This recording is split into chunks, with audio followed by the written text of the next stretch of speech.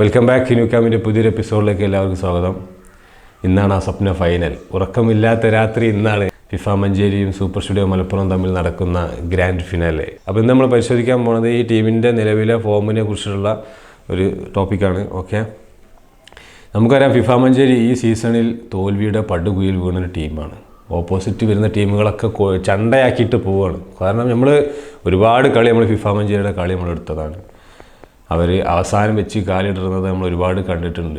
ഇപ്പോൾ നിലവിൽ ഫിഫ മഞ്ചേരി ഇപ്പോൾ ഒരു ഫോമായിട്ട് കളിച്ചെന്ന് വേണമെങ്കിൽ പറയാൻ പറ്റുന്ന ഒറ്റ സ്ഥലം പിന്നെ അരീക്കോട് തെരട്ടമ്മൽ നടന്ന മെഡിഗാഡ് അരീക്കോടും അതുപോലെ തന്നെ ഫിഫ മഞ്ചേരി തമ്മിൽ നടന്ന കളിയാണ്. അത് ഒരു ഒന്നൊന്നര കളി തന്നെ ആയിരുന്നു. നല്ല കുഴപ്പമില്ലാത്ത രീതിയിൽ ഫിഫ മഞ്ചേരി അവിടെ പെർഫോമൻസ് ചെയ്തു. ബോൾ പൊസിഷനും കാര്യങ്ങളൊക്കെ കുറവാണെങ്കിലും ശരി, അവർ എന്താ പറയുക, ജയിക്കാൻ വേണ്ടിയിട്ടുള്ള കളി അവിടെ കളിച്ചിട്ടുണ്ട്. നല്ല അറ്റംപ്റ്റുകൾ അവിടെ ചെയ്ത് നോക്കിയിട്ടുണ്ട്. എല്ലാം അവിടെ ഫിഫ മഞ്ചേരി നമ്മൾ കാണാൻ ആഗ്രഹിച്ചൊരു ഫിഫ മഞ്ചേരിയുടെ ഒരു ചെറിയ രൂപമെങ്കിലും നമുക്ക് അരീക്കോട് തെരട്ടമ്പിൽ നമുക്ക് അന്ന് കാണാൻ പറ്റിയിട്ടുണ്ട്. 3-2 ഗോളുകൾക്ക് ഫിഫ മഞ്ചേരി തോറ്റു എന്നുള്ളത് ശരിയാണ്. പക്ഷേ അവരുടെ പെർഫോമൻസ് എടുത്ത് നോക്കുകയാണെന്നുണ്ടെങ്കിൽ കുഴപ്പമില്ലാത്തൊരു പെർഫോമൻസ് അവിടെ കാഴ്ചവെച്ചിട്ടുണ്ട്. അതേ സ്ക്വാഡും വെച്ചിട്ടാണ് അവർ ഈ തിരൂര് ആലത്തൂരിലേക്ക് വരിക എന്നുണ്ടെങ്കിൽ ഒരു പ്രതീക്ഷയ്ക്കൊരു വകയുണ്ട്. പക്ഷേ അത് വക മാത്രം പോരാ, അവരുടെ ഓപ്പോസിറ്റ് കളിക്കുന്ന ടീം സൂപ്പർ സ്റ്റുഡിയോ മലപ്പുറമാണ്. അങ്ങനെ കയ്യും കെട്ടി നോക്കി എന്നാലൊന്നും കപ്പ് കിട്ടൂല. അതിന് പൊരുതി കളിക്കേണ്ടി വരും.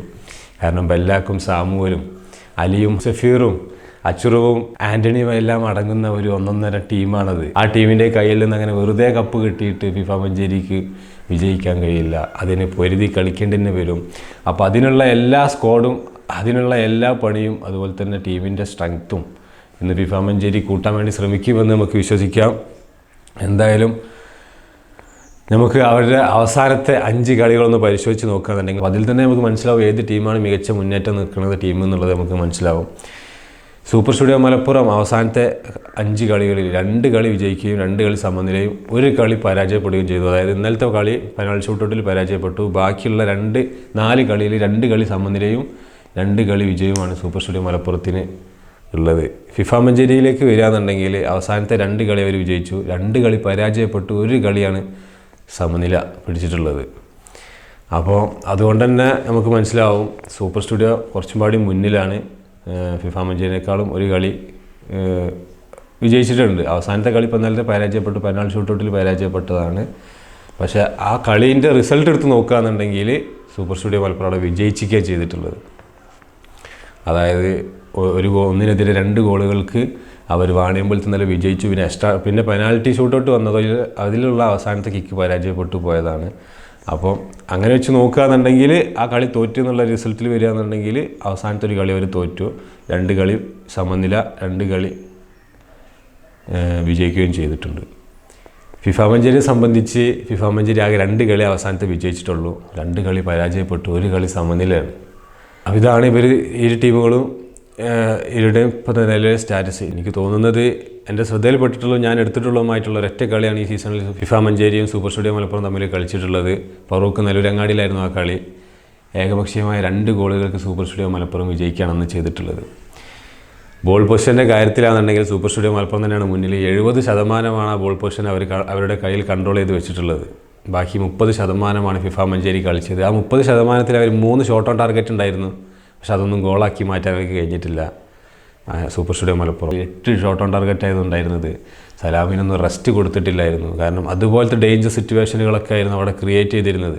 അതിൽ 2 അവർ ഗോളാക്കി മാറ്റുകയും ചെയ്തു. ആൻ്റണി, ഞാൻ ആ കളിയിൽ കണ്ട മാൻ ഓഫ് ദ മാച്ചിന് അർഹമായിട്ടുള്ള കളിക്കാരൻ ആൻ്റണി ആയിരുന്നു. 2 ഗോളിൽ ബെല്ലാക്കും സാമുവലും അതിന് അവകാശമുണ്ടെങ്കിലും ആ കളി നിയന്ത്രിച്ചിരുന്നത് ആൻ്റണി ആയിരുന്നു. ആൻ്റണിയുടെ നല്ല നല്ല പാസുകളൊക്കെ, അളന്നു മുറിച്ചുള്ള പാസുകളൊക്കെ സത്യം പറഞ്ഞാൽ ഫിഫ മഞ്ചേരിക്ക് ഭയങ്കര ഡേഞ്ചറായിട്ടുള്ള സിറ്റുവേഷനുകൾ അവിടെ ക്രിയേറ്റ് ചെയ്തു സൂപ്പർ സ്റ്റുഡിയോ മലപ്പുറം.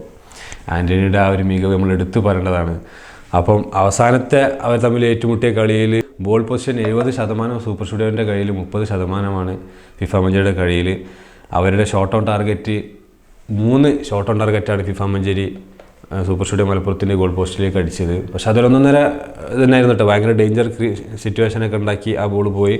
പക്ഷേ super studio 8 shot on target അടിച്ചു, അതിൽ 2 ഗോളായി മാറി. ഓക്കെ, അപ്പോൾ ഇതാണ് അവരുടെ ആ ഒരു നിലവിൽ കളിച്ചിട്ടുള്ള കളിയിലെ എന്താ പറയുക റിസൾട്ട്. എന്തായാലും ആ കളി നമുക്കൊന്നൊന്ന് കാത്തിരുന്ന് കാണാം. ഇൻഷാ അല്ലാഹ് നമ്മളെ കൊണ്ട് കഴിയുന്നത് പോലെയൊക്കെ നമ്മൾ ലൈവ് ചെയ്യാൻ വേണ്ടി നമ്മൾ ശ്രമിക്കുന്നുണ്ട്. പക്ഷെ അവിടെ നെറ്റ്വർക്കിൻ്റെ ഭയങ്കര പ്രശ്നമാണ്. അപ്പോൾ എന്തായിരിക്കും നമ്മുടെ ലൈവിൻ്റെ അവസ്ഥ എന്നുള്ളത് കാത്തിരുന്ന് കാണണം. ഓക്കെ, എന്തായാലും ഇരു ടീമുകൾക്ക് നമ്മുടെ വിജയാശംസകൾ നമ്മൾ അറിയിക്കുകയാണ്. ഓക്കെ, അപ്പോൾ അടുത്തൊരു വീഡിയോസുമായിട്ട് നിങ്ങളുടെ മുന്നിൽ വീണ്ടും വരുന്നതായിരിക്കും. അതുവരേക്കും ബൈ.